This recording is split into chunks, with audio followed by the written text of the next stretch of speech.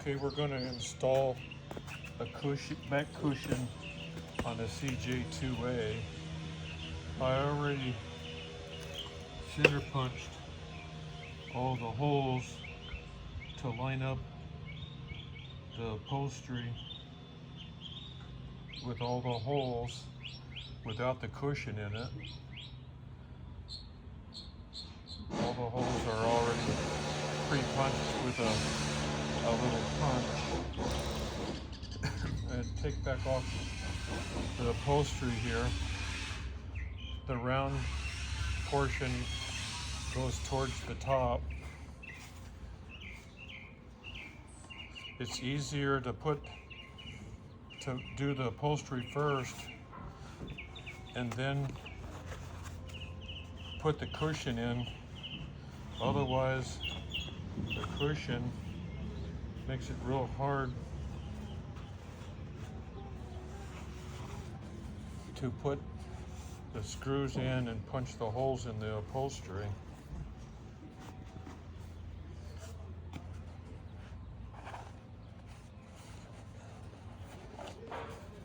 It's brand new cushion, so it's kind of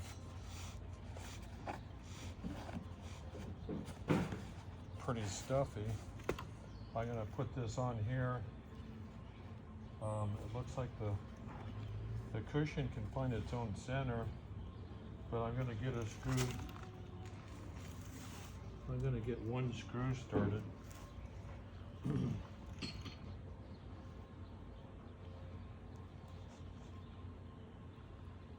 Put the screw. Now I'm gonna have to pull this over here to get the first one started.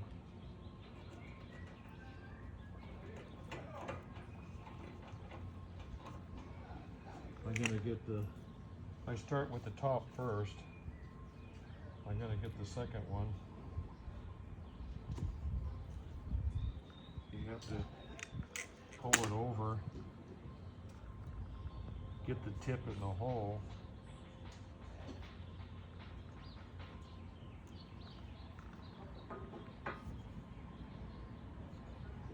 Because the cushion, you have to kind of decompress it. Okay, there's the second screw. The third screw.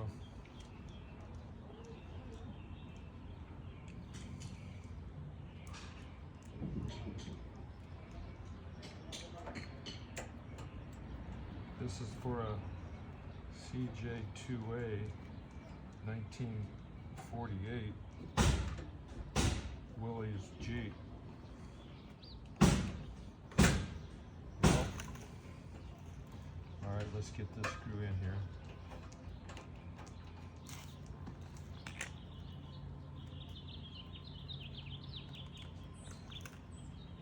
I think you kind of get the idea here now.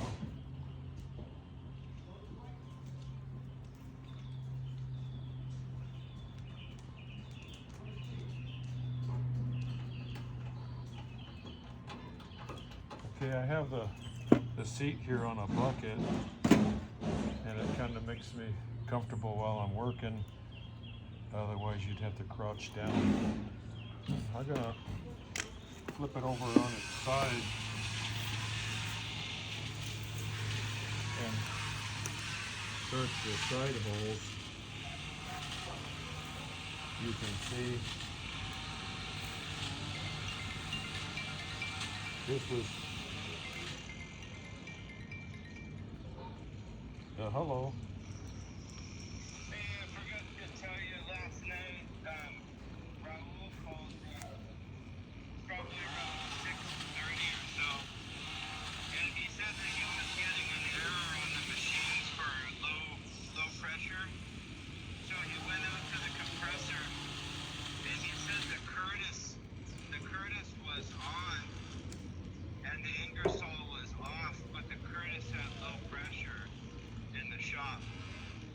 So I said, I don't know. I said, all you can really do is turn off the Curtis and flip on the Ingersoll. Okay, maybe the Curtis compressor has problems. Yeah, so I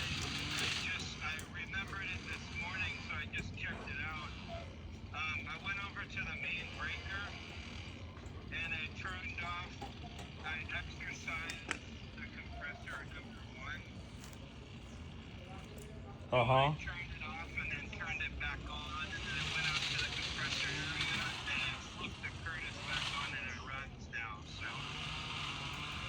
Okay, yeah, it could be intermittent or something, so we'll keep an eye on it. okay, I just wanted to let you know if I have any issues, I'll call the compressor company. Okay. Accessory error. Yeah, give them a description of what's going on. Okay, I'll keep an eye on it. Okay, thanks for letting me know. I'll keep that in mind. Okay, thank you. Hey, thanks, Chase. Okay, no problem. Bye-bye.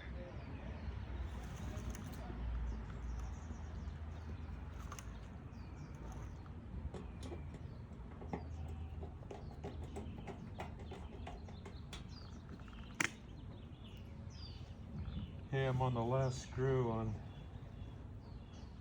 the side.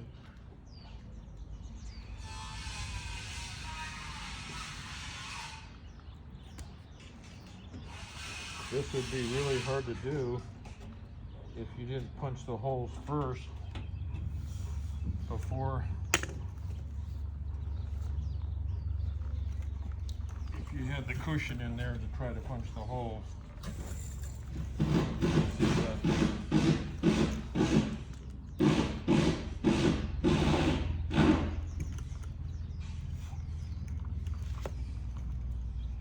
And Kaiser Willy supplied the screws and the cushions. Naturally, they only give you just enough screws. If you drop one and lose one,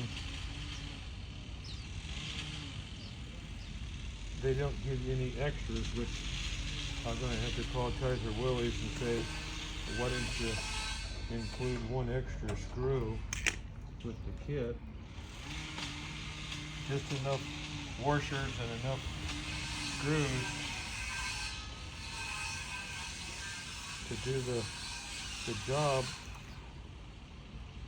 Of course, if you get a new frame or remanufactured frame, you're going to have to lay out the holes evenly, because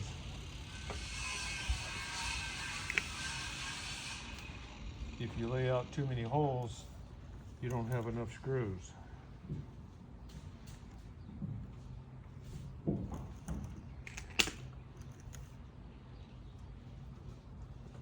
And I just want you to know, this is my first video working on the CJ2A. It was a Jeep that wasn't run since 1965, so naturally the engine was froze up. It took a week with a breaker bar. I didn't tighten the screws all the way, but you can see you have to just smooth out the cushion, and look, you can see there's one wrinkle there, but I think I gotta probably smooth out. This cushion here came with a piece of plywood on the bottom. These were all sandblasted and powder coated. Original. Try to keep everything original on the Jeep. Anyway, that's it for putting a cushion on the front seats of a CJ2A. And I wanted to, I already did the one seat here, and you can see I put a glove box from a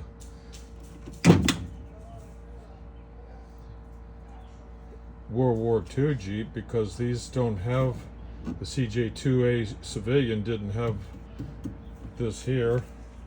The engine was redone with,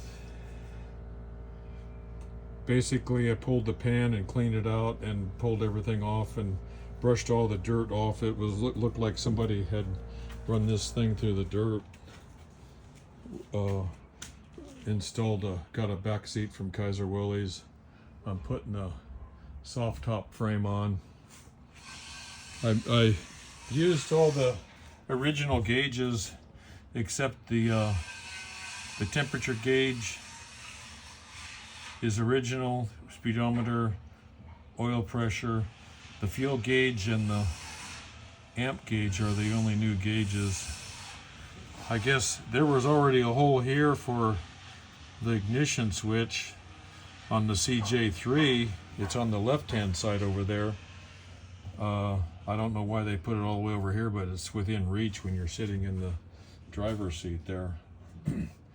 The tank that came out of here was pretty much shot, rusted. This was Kaiser Willy's rendition of a original type of gas tank. It came black and I painted it OD. You can see this Jeep came with 15-inch wheels. I decided to put 16-inch rims and wheels on it. I don't know why. Maybe originally it came with 15-inch. I got a new wiring harness here and wired this all in. I still have to tidy it up. New fuel pump. And let me see, I got a rear view mirror getting gas, a new gas seal here. I use this rubber mats here and put front and rear rubber mats on it. I guess this only came with one tail light. I put these on here. These are for these didn't come standard with that. I welded this here and put some epoxy over because my weld job was kind of sloppy, so that kind of hides the weld. I'll paint that green. Let me see here.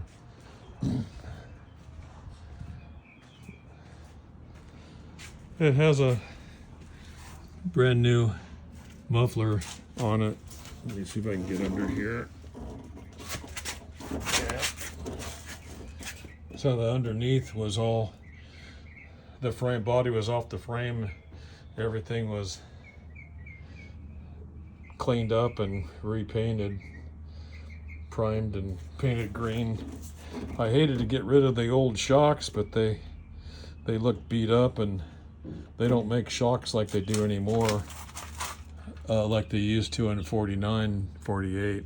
The body has these rubbers under each mount,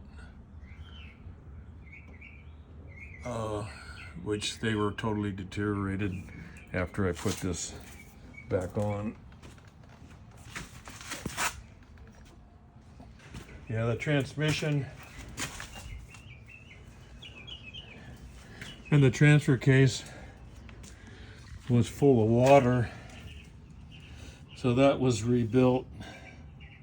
New clutch, new brake shoes put in the emergency brake.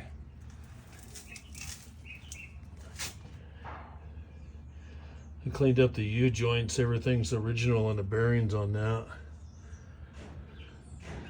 The fenders, original fenders, I just sort of beat them up with a hammer and straighten them up a little bit. They were a little tough getting on. Put a new weather strip here and powder coated this here. This here has to have a little felt seal around there, I guess, to help trap in the air.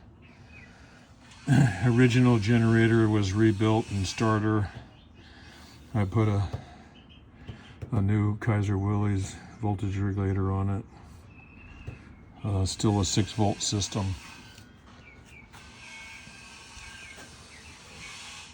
I kind of makeshift these license tape frames. They were on back order, so I got those off of eBay. And of course the steering, the exhaust pipe was totally gone, and the steering box I took apart, rebuilt, new motor mounts. The radiator was shot.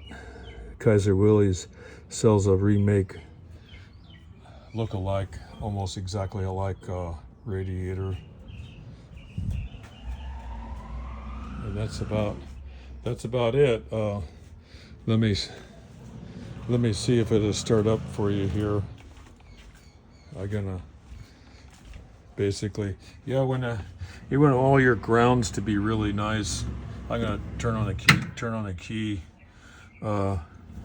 Starter switch is down here. Original starter switch is a remake, but the old one was gone. Let's see if I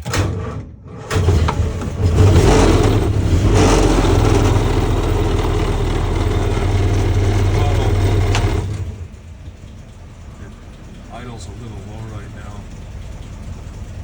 See, there's the choke, and the throttle will bring up the idle a little bit.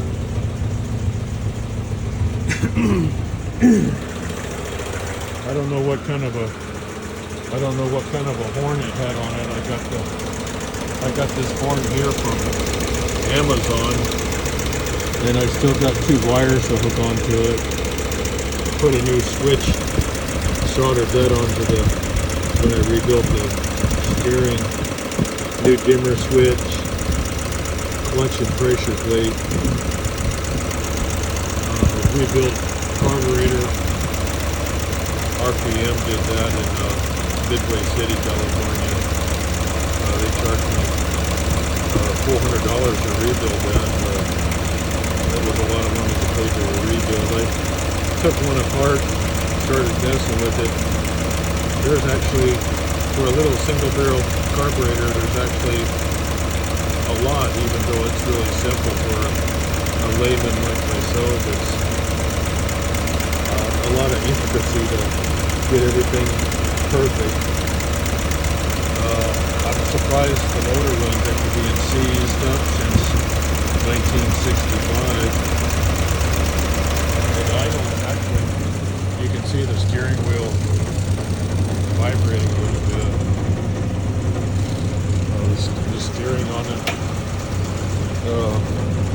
only has this much play because it's got a brand new, I forget the name of the part, some sort of a thing that fits inside of a worm gear. Hit the light switch, lights come on.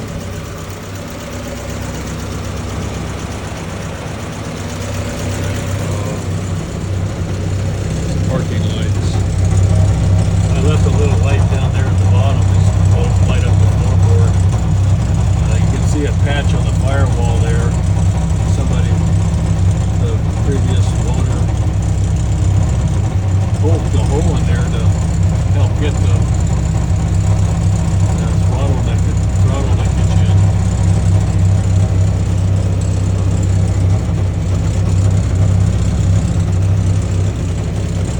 I'm gonna go ahead and finish what I'm doing here, but I'm gonna go ahead and close for now. Thank you for watching, and happy Jeeping.